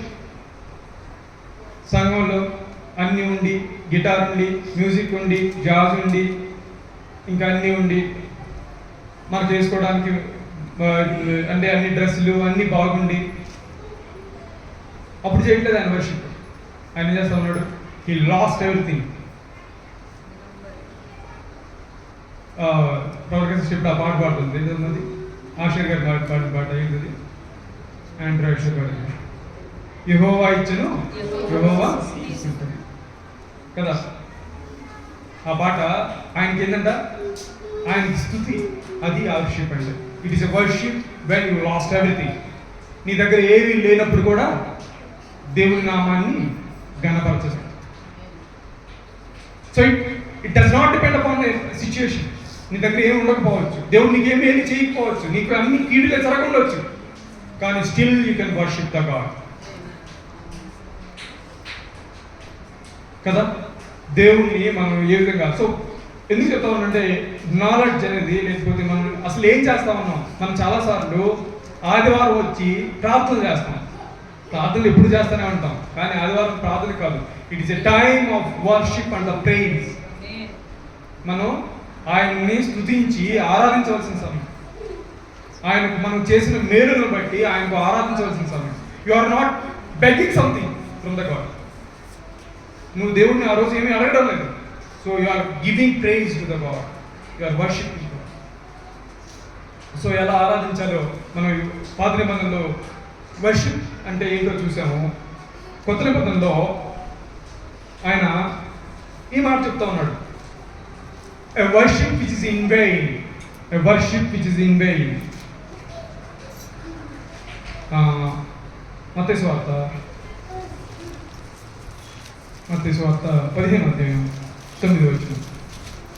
యేసుక్రీస్తు వారు యెషయా గ్రంథం నుంచి కోట్ చేస్తా ఉన్నాడు. ఈ ప్రజలు తమ పెదవులతో నన్ను కనపరచుదురు గాని, ఈ ప్రజలు తమ పెదవులతో నన్ను కనపరచుదురు గాని, వారి హృదయము నాకు దూరముగా ఉన్నది, వారి హృదయము నాకు దూరముగా ఉన్నది. మనుషులు కల్పించిన పద్ధతులు, చాలు మనుషులు కల్పించిన పద్ధతులు దైవోపదేశములని బోధించుచు వారు నన్ను వ్యర్థముగా a form, they have a form of worship. మనం చాలాసార్లు వర్షిప్ అంటే నిజంగా తెలియదు, అది ఎలాగైనా చెల్లించవచ్చు. మీకు తెలుసో లేదు, వర్షిప్లో చాలా రకాలు ఉంటాయి. మీకు మోర్ ఆఫ్ ఇవాంజలికల్ వాటికి వెళ్తే ఎక్కువగా కూర్చొని ఆయన చేసిన మేలును తలంచడం, లేకపోతే వర్షిప్ చేయడం ఉంటుంది కదా. సో ఒక చిన్న పాట కూర్చొనే పాడతారు. సో పెంతెకోస్తల్ కరిస్మాటిక్ క్రిస్టియానిటీలో ఎక్కువగా నిలబడి ఆరాధించడం అనేది మనం చూస్తాం పాటల ద్వారా కదా. So it might any form, that's fine. Form అనే దానికంటే వాళ్ళు ఏం చేస్తా ఉన్నారంట, మనుషులు కల్పించిన వ్యర్థమైన వాటిని. There is a worship which is in vein, it does not bring you anything. నీకు ఏది ఆపాదించలేదు, నీకు ఏ మేలు చెయ్యని వర్షిప్ ఉందని చెప్పి గుర్తుపెట్టు. అక్కడ అదే చెప్తా ఉన్నాడు యేసుక్రీస్తు వారు. యాక్చువల్గా అది యెషయా గ్రంథం 29వ అధ్యాయంలో ఈ మాట ఉంటుంది అనమాట. దాన్ని కోట్ చేస్తా ఉన్నాడు. యెషయా ఆ రోజు తన ప్రజలకి, ఆ రోజుల్లో ఉన్న జనసమూహాలకు ఏ విధంగా కోట్ చేశాడో యేసుక్రీస్తు వారు కూడా అదే కోట్ చేస్తా ఉన్నాడు. సో దేవుడు probably the time can change, people hearts may not be change. దేవుడు సంఘానికి ఈ రోజు కూడా అదే చెప్తా ఉండొచ్చు. You have a worship which is in vain. It does not avail anything from the God.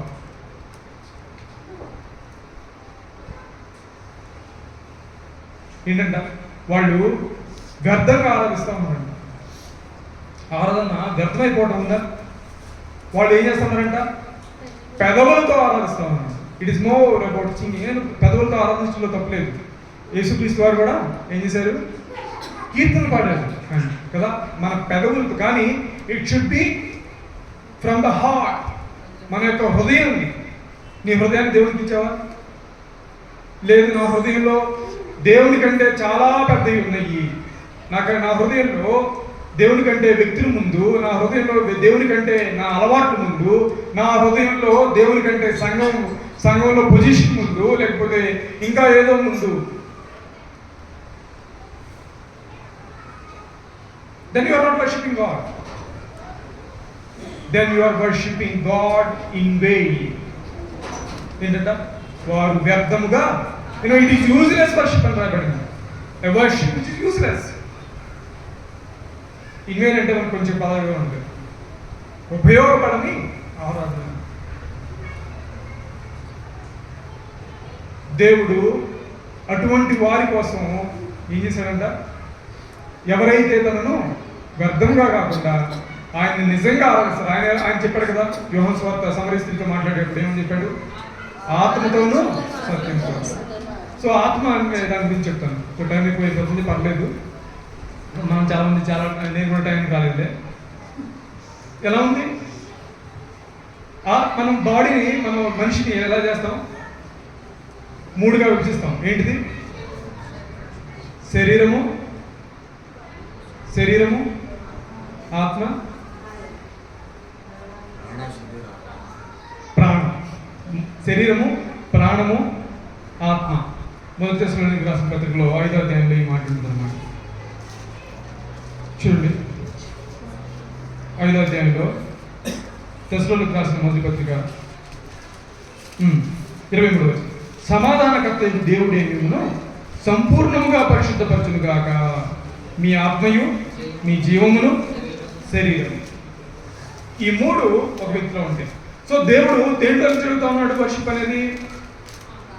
ఆత్మ నుంచి. You can also worship with your body, you can also worship with your soul, but you should worship which is pleasing to the God with your spirit. మన యొక్క ఆత్మతో దేవుడు. So the innermost being లో అడుగుతున్నా ఉన్నాడు. What is the innermost being? Spirit. Body అనేది మనకు కనబడదు, సోల్ అనేది మనకు కనబడదు. సో ఆత్మ అనేది దేవుడి దగ్గర నుంచి మనకు ఇవ్వబడేది. సో ఇవి దేవుడిని ఆరాధించాలి. దాంట్లో it is a devotion to the God. మనం ఏమీ లేకపోయినా, మన జీవితంలో ఏమీ ఉండకపోయినా, అన్ని చల్లా చెదురైనా, అప్పుడు యోగు ఆరాధిస్తా ఉన్నాడు. అది ఆరాధన. దేవుడు తన ప్రియమైన కుమారుణ్ణి, 100 సంవత్సరాలప్పుడు పుట్టిన కుమారుణ్ణి వెళ్ళి ఇచ్చేసి రమ్మంటా ఉన్నాడు. మేము వెళ్ళి మ్రొక్కి వచ్చేదాం. వర్షిప్ ఆల్సో బెనిఫిట్స్ కదా. యాక్చువల్గా తనతో పాటు ఇసాకును ఒక్కటే తీసుకెళ్ళాడు, కానీ మరలా ఇసాకును తీసుకొని రావడమే కాదు, అక్కడ దేవునికి బలి కూడా ఇచ్చాడు. ఒక గొర్రె పిల్లని చూశాడు, ఇవి దేవుడు ఇచ్చాడు. మనం నిజంగా దేవునికి ఏదైనా ఇవ్వగలిగితే, దేవుడు మన పట్ల ఆ వర్షిప్ ద్వారా మనకి అద్భుతాలు చేస్తాడు. అద్భుతాలు అంటే ఆత్మీయమైన మేలులను దేవుడు అనుగ్రహించగలడు. It is a worship. అలాంటి వర్షిప్ చేసే వాళ్ళని దేవుడు కోరుకుంటా ఉన్నాడు. A worship which is in vain, useless worship మనం చూసాం. ఎందుకంటే వాళ్ళ హృదయం దేవుడి దగ్గర లేదంట. వాళ్ళు ఏం దేంతో చేస్తున్నారు? With lips. A lip service, lip labour is last labour. అంటే అర్థమైందా? పెదాలతో పడే కష్టం అంట it is a last service. అది దేనికి పనికిరానిది అని చూస్తాం. చివరిగా రోమిలికి రాసిన పత్రికలో 12వ అధ్యాయంలో ఈ మాట చెప్తాను. 1వ వచనం ఇంగ్లీష్ బైబిల్లో అంటే చదవండి. 1వ వచనం. కాబట్టి సహోదరులారా పరిశుద్ధమును దేవునికి అనుకూలమైన సజీవ యాగముగా మీ శరీరములను సజీవ యాగములుగా మీ శరీరములను ఆయనకు సమర్పించుకొనుడని దేవుని వాత్సల్యమును బట్టి మిమ్మల్ని బ్రతిమాలుకొనుచున్నాను. ఇట్టి సేవ మీకు యుక్తమైనది. చాలా చూడండి, యాక్చువల్గా ఇంగ్లీష్ బైబిల్లో ఇట్ ఈజ్ ఏ ఏమనుంది? ఇంగ్లీష్ బైబిల్ ఉందా? ఇంగ్లీష్ బైబిల్ ఏమనుంది?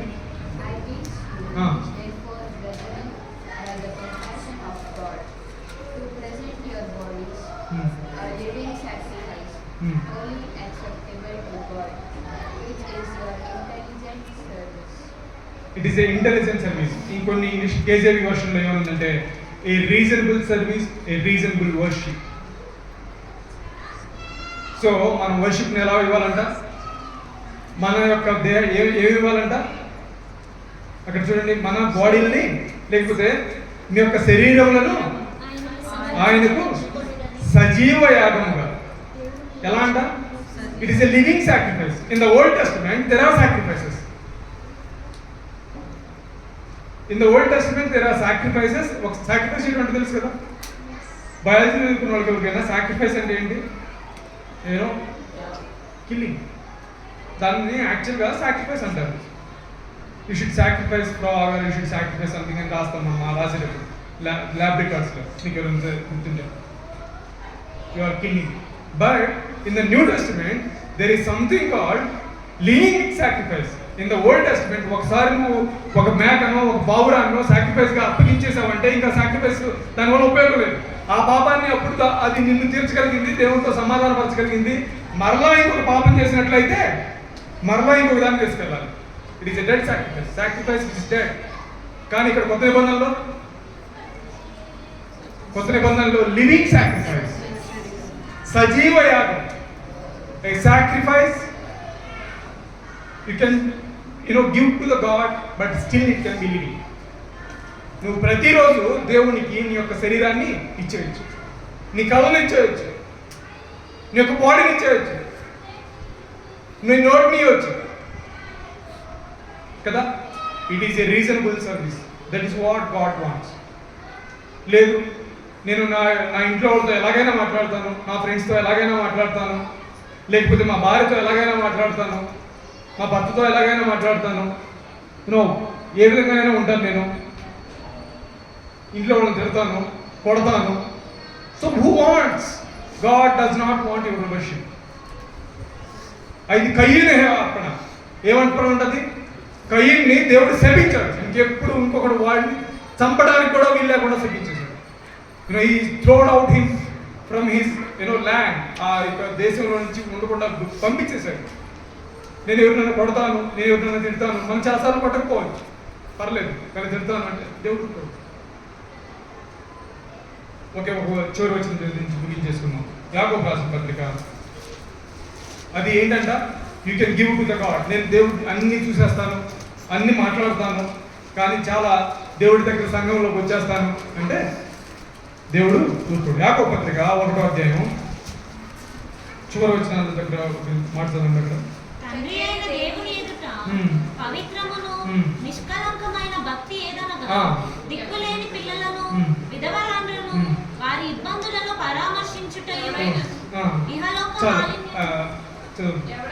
ఎవడైనను నోటికి కళ్ళెము పెట్టుకొనక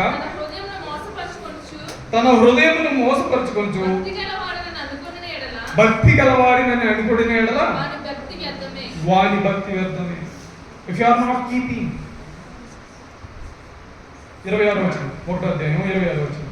ఎవడైనను నోటికి కళ్ళము పెట్టుకొనక తన హృదయము you can deceive your self. మనకి అప్పుడప్పుడు నోటికే కాదు. సో మనం ఎలా మాట్లాడతాం మన ఇంట్లో వాళ్ళతో మనకే తెలియదు కదా. మన ఇంట్లో వాళ్ళతో, మన అత్తమామలతో, మన భార్యతో, మన భర్తతో, లేకపోతే మన కొలీగ్స్తో ఎలాగైనా మాట్లాడుతున్నాం. ఎవడైనా తన నోటికి కళ్ళెము పెట్టుకొనగా you can deceive yourself. లేదు నేను ఈరోజు సండే వచ్చాను, నేను అంటే నేను చెప్తాను, దేవుడు చెప్తానంట మన నోటికి కళ్ళం పెట్టుకోవాలి. నేను చికెన్ తెలుగు తెలుసు కదా, ఆఫ్ ఏది పడితే అది తినకుండా, కానీ నోటికి కళ్ళు ఏం చేస్తుంది, ఏది పడితే అది మాట్లాడకుండా ఇది ఆపుతుంది. దేవుడు అలాంటి వాటిని, ఆ భక్తిని ఏమంటున్నాడంట, వాళ్ళు మోసపరుచుకోవడం అని చెప్తాను. It is self deception.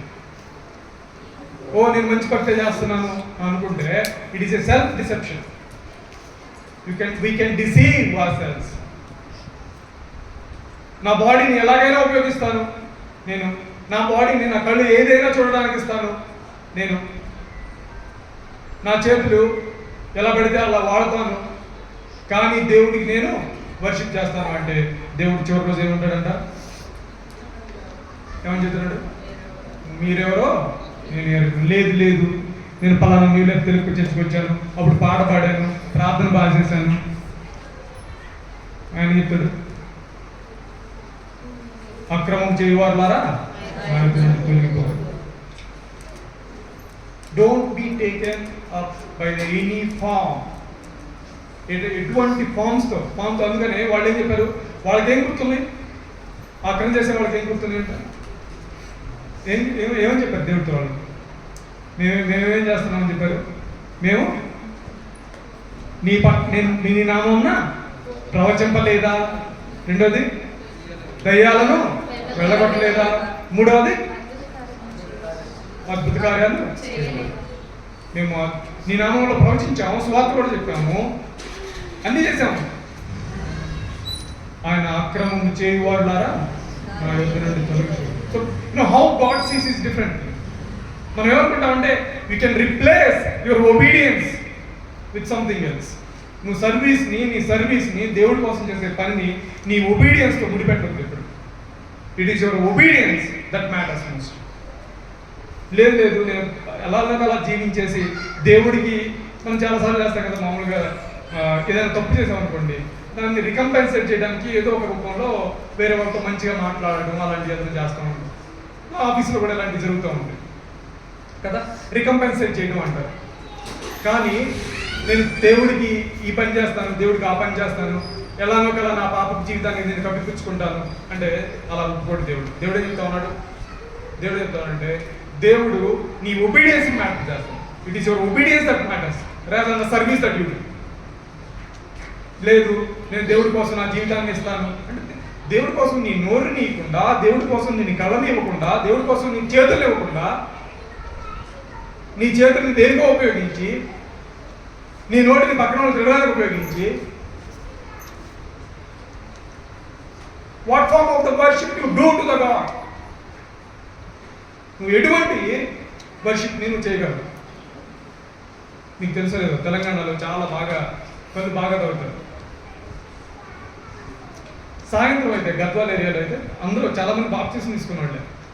సాయంత్రం అయితే ఆడోళ్ళు మగోళ్ళు చెంబులు పెట్టుకొని వస్తూ ఉంటారు దూరం నుంచి. ఏంటి ఆ చెంబులు ఉంటే, చెంబులు ఏముంటుంది,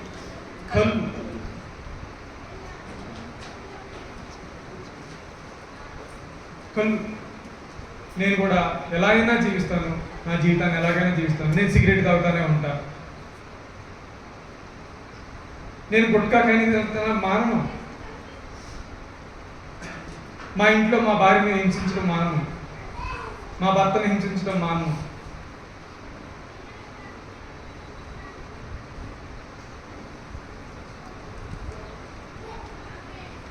That is a form of a worship which is in vain, a useless worship. నా కళ్ళు ఇంకా అన్ని చూడడానికి ఉపయోగిస్తాను. You cannot replace your obedience with your sacrifices. Remember this for all your life. ఒకటి అర్పణల కంటే దేవుడు అర్పించేవాడిని చూస్తాడు. విధేయత అనేది అర్పణల కంటే ముఖ్యం. ఈసారి నేను బహుశా ఇంకొక 2-3 వారాలు ఉండకపోవచ్చు. ఈసారి వచ్చినప్పుడు కొంతమంది నేను చెప్తాను అనుకుంటాను. లాస్ట్ వారం నుంచి ఈ వారానికి అందరూ మర్చిపోయారు, పర్లేదు. Don't deceive. We should write. Why we should not write. నేను యాక్చువల్గా ఈ సప్లికేషన్ ఇది అనేది ఒక సంవత్సరం క్రితం ఇక్కడే మాట్లాడాను. What is a form of worship అనేది నేను మర్చిపోతూ ఉంటాను. కానీ వీ షుడ్ రివైజ్. మన ఇంటికి వెళ్ళినాక ఫ్రెండ్స్తో బాధానికి కానీ కొట్టడానికి చాలా టైం ఉంటుంది. యూట్యూబ్లో వస్తే అదేంటి షార్ట్లు అవి చూడటానికి చాలా టైం ఉంటుంది. కానీ దేవుని వాక్యం చదవడానికి అస్సలు సమయం ఉండదు కదా. Knowledge is the mother of all the devotion. మన భక్తికి మన జ్ఞానం అనేది చాలా ప్రాముఖ్యమైనది. ఆ జ్ఞానం ఎక్కడి నుంచి వచ్చిందంట? దేవుడి దగ్గర నుంచి, అంటే వాక్యం. ఆయన వాక్యం సత్యం.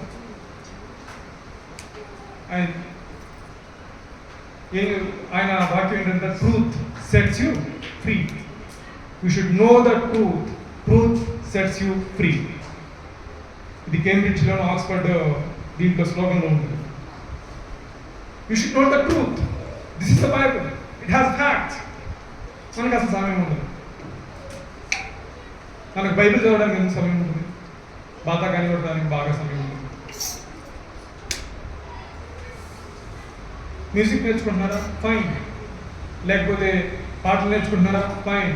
It is not anything above the word of the God. You can deceive yourself. నేను చెప్తాను, నేను ఇప్పుడే చెప్తున్నాను. One day you are going to regret yourself.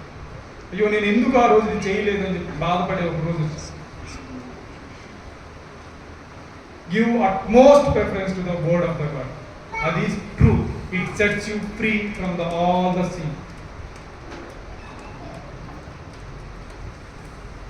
నేను అడుగుతూ ఉంటాను, బైబిల్ చదివారా అని. ఒకళ్ళు కూడా చాలా మంది చదవరు. చదివినా దాన్ని పాటించరు. ఈ రెండు ఉన్నాయి కదా. చదవడానికే సమయం ఉండదు మన దగ్గర.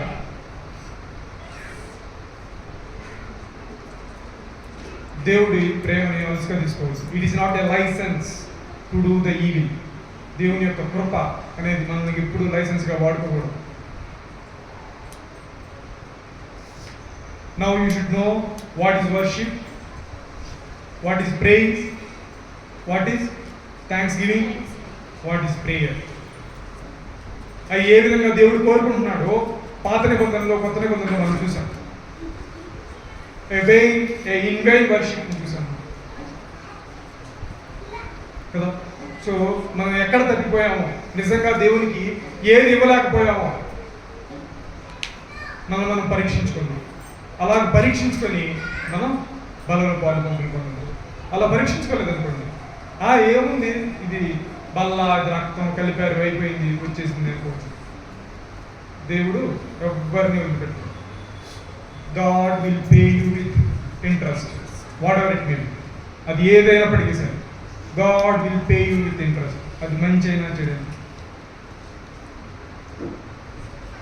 కొన్ని రోజుల తర్వాత, కొన్ని సంవత్సరాల తర్వాత నువ్వు వెనక్కి తిరిగి చూసుకున్నప్పుడు నీకు అర్థమవుతుంది, నేను ఎందుకు ఈ మార్గం నుంచి వెళ్ళిపోయానా అని. మీరు చదవండి, మొదటి సామెతల్లో ఈ మాట ఉంటుంది. అప్పుడు దేవుడు మీ దగ్గరికి రాడు. Where God can leave you. దేవుడు నిన్ను వదిలిపెట్టే సమయం, అలాంటి సమయం రానీకుండా మనం జాగ్రత్త పడతాం. మనం పరీక్షించుకుందాం, ఎక్కడ తప్పిపోయామో. బలలో పాలు పంపులు పొందేటప్పుడు మన యొక్క హృదయాన్ని దేవుడికి నిజంగా ఇచ్చామా, లేకపోతే దేనికన్నా ఇచ్చామా? మనిషికి ఇచ్చామా, పద్ధతులకి ఇచ్చామా, పొజిషన్కి ఇచ్చామా, మన నోటిని ఎవరిని పడితే వారిని తినడానికి ఇచ్చామా, లేకపోతే ఎవరిని పడితే వాళ్ళని మన కాళ్ళతో ఎలా చూస్తున్నాం, మన చేతులు ఏ విధంగా ఉపయోగిస్తున్నాం, మనం పరీక్షించుకున్నాం. పరీక్షించుకొని బలలో పాలు పంపులు పొందుతాం.